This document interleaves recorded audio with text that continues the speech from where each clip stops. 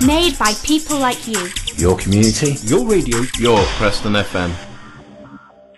And next guest in the studio, it's lovely to welcome Karen Beach and Maggie Senior. And Maggie is, Maggie Cole. She's a senior youth worker at the Leyland Project. And Karen Beach, of course, from the base. And Karen was in recently when we were talking about the big lunch. So, Karen, for our listeners who maybe didn't hear that interview, tell us a little about the base and also about the big lunch. Well, the base is a community centre, and we're working in coexistence with New Progress and the Leyland Project to put on community projects for the residents on Broadfield Estate. The big lunch we've been doing for about 3 years now, and it's just got bigger and better every time. For all the planning that went into the day, it went off absolutely amazing. Wow. And we had 1,000+ visitors over the day, which was absolutely tremendous. There was no major incidents, no accidents, no anything that could go wrong. It didn't go wrong, which is always a blessing, always a blessing. Can I just take this opportunity to thank Suzanne Simpson from South Ribble Borough Council for all the hard work she put in, helping us get it all together and get the right risk assessments and insurances, etc., etc.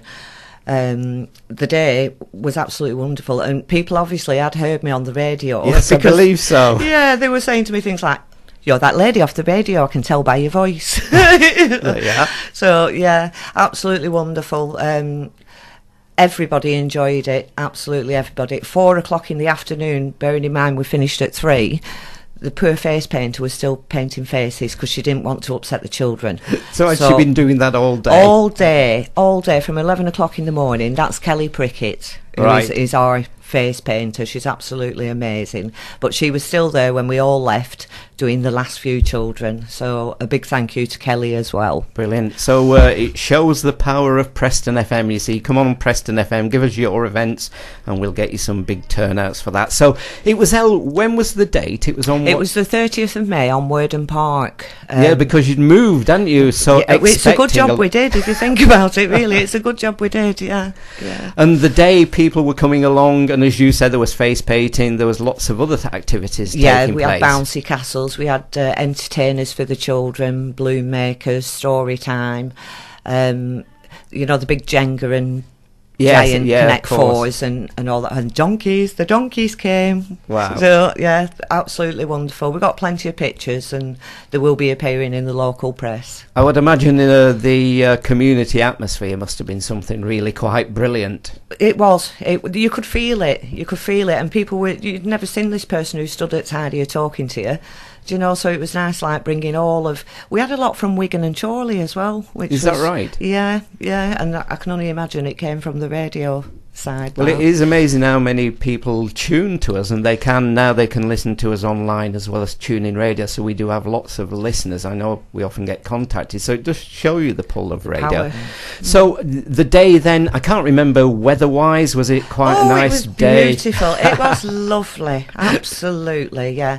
By the time we'd all got home, I think it was about 6 o'clock it started raining, which is fine. It could rain at 6.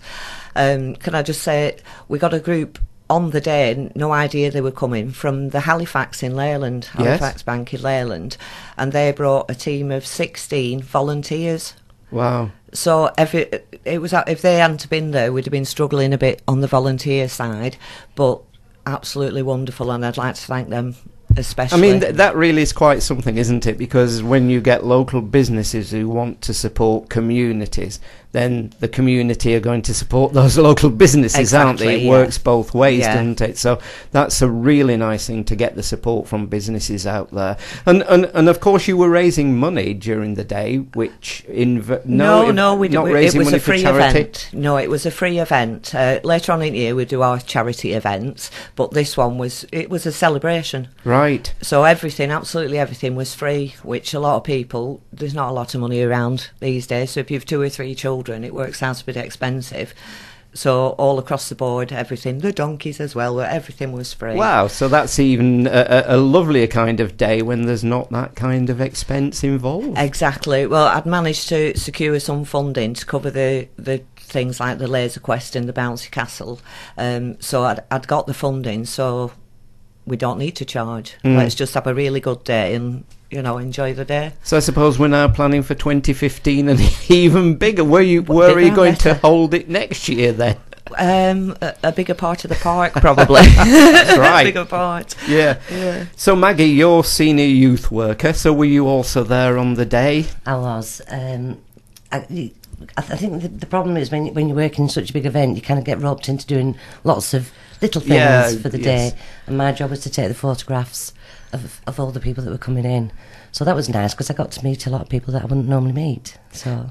And sadly, I mean, some days or sometimes young people get bad press. And what's it like working with young people these days, and what are the things that they're really interested in? You know, I love working with young people because otherwise I won't be doing the job I'm doing. Yeah. Because every day is a different day, and every young person has their own needs or their own wants. So you work with that young person, hopefully, to provide a little bit of stability in their life, and then they can come out and they can volunteer.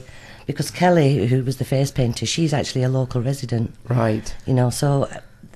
And I've also got another volunteer who was a young person when he joined us, and he came round and helped take all the photographs with us. So they're putting things back into the community, which I think is a brilliant way of working with young people and saying, look, this is what you can actually achieve. So do you run a youth club or work with young people within the community and bring them together? I do. We work on the Leyland Project works on 2 sites, one on Broadfield, and we call it Cool Kids Club, which is open on Wednesday afternoons, and that's from 8 to 11-year-olds. And then we have a senior youth club on a Tuesday, and that's for the 12 up to 19-year-olds.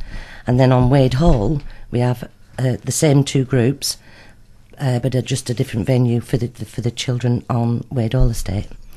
So, and our youth clubs, I mean, are they popular again? Because I know a few years ago there were lots of reports that they couldn't get young people going in. But I mean, it keeps young people off the streets, doesn't it? And it gives them an activity and it does, and you're also providing like different skills for young people as well, because I don't think sometimes they realise how unique they are and what talents they actually have. So when they're coming in and we just get them to do little things, those little things turn into big things. And it's surprising what they actually achieve for themselves without knowing it. And that must be a lovely thing when you see that, when you see some young person achieving where that person doesn't think that they could do it. Sometimes maybe in life they're often told you can't achieve it, you can't do it.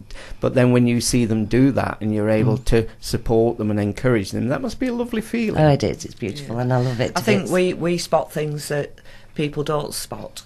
You know, because we're not with them constantly, and you can work on that, develop them as a person. You know, help them to complete themselves, really. So how does the work at the base and the Leyland Project work together? Is it a very kind of close working relationship? Yeah, we're Siamese twins, aren't we? Is that right? Yes. Me and Maggie are Siamese We do twins. actually support each other really well, so that if there's community events going on that's Karen running, the Leyland Project will support everything that Karen does. In return, Karen then comes and helps us out, which is really good. Just on last week, we did a litter pick. At South Ribble organised a litter pick, and we had people from the community on the base helping out in the morning, and then in the afternoon I had the Cool Kids Club that came along and picked up litter on Wade Hall Estate. So, you know, everybody wants to be involved. It's just sometimes a little bit more encouragement that's needed, because it's just a fantastic opportunity really for everyone. And again, it's nice, isn't it, for children of a young age to make them feel part of a community, and then hopefully as they get older they take on that mantle of wanting to be part and help with that community. Absolutely. Well, we've seen that with young volunteer Josh. Like, he came quite young, and he's such a personal development. He's come on in leaps and bounds. so we can see the development and everything else, and he will end up in community work, won't he, in the end, you know. But he wouldn't have had the confidence, if the base hadn't been there, he wouldn't have the confidence to go and find what he needed, you know. So any events coming up? What are the next events? Leyland Festival is the key one. We are looking for volunteers still for the actual day on the park, which it's always a huge event in Leyland. That's quite soon, isn't it? 21st of June. 21st of June. Yeah. The parade starts from Huff Lane at 12 o'clock and makes its way to Worden Park. And then once on the park, there's all sorts to do, absolutely all sorts. Everybody's got different stands, and there's games, dancing. There's all sorts going on, absolutely. And the floats will be beautiful this year, because this is the first year. The theme's worldwide this year. So the Leyland Project has chosen England to put our float. We're not actually we're a walking float. A walking float. Yeah. So the children are actually busy making flags and Angel of the Norths and Big Bens and Blackpool Towers. Is that right? Yeah. So all the we're trying to get all the landmarks. Yeah, I could imagine, particularly as you say, with Angel of the North, that when would be I quite. When I went in, something. it was about 10 foot tall. It's been descaled. Yeah, I would imagine you'd have to get the arms maybe at a certain length. They need to be a bit shorter, Maggie. That's right. Yeah, Anthony Gormley's really Angel of the But North. the kids are enjoying doing all and they this. had to do the research for it, so they had to find out what were the landmarks of England and how we were going to do them, and they were doing that last week. Yeah, you see, that's the other side of all this, isn't it? The educational side of it, them looking into, you know, as we say, Anthony Gormley's Angel of the North, etc., etc. Yeah. Brilliant. Again, the children don't realise they're being educated, which is lovely. Yeah, because it's fun. Yeah. So that's the Leyland Festival so on again, the 21st of June. Be there or be square. and to find out more from your website, where's the best place to go? Facebook, Broadfield Community Association Facebook page. Add yourself on there, leave a message, and I'll get straight back to you about that. There is one more date in the calendar that's coming up. It's Make-A-Wish Foundation, and it's a fun day, a family fun day at Black Bull in Leyland on the 26th of July. Again, starting at 12 o'clock, and there's bands on, bouncy castles, face painters, a similar sort of like the big lunch, but again, it'll be quite a good day out, you know, for families especially. So that's the 26th of July, the Make-A-Wish Foundation at the Black Bull in Leyland. Great. You'll have to remind us also nearer the time so we can put it on our out and about, or come back in and tell us all about it. Well, can I thank you both for coming in this morning? Thank you. It was nice to get an update on the big lunch, and pleased to know that you were recognised after being on Preston FM. On Preston FM. See, there you are, fame. So big thank you there to Karen Beach and to Maggie Cole. So thank you very much. Thank you very much, Huey. This interview is from Chat City, Preston FM's mid-morning magazine show, live weekdays from 10 till noon.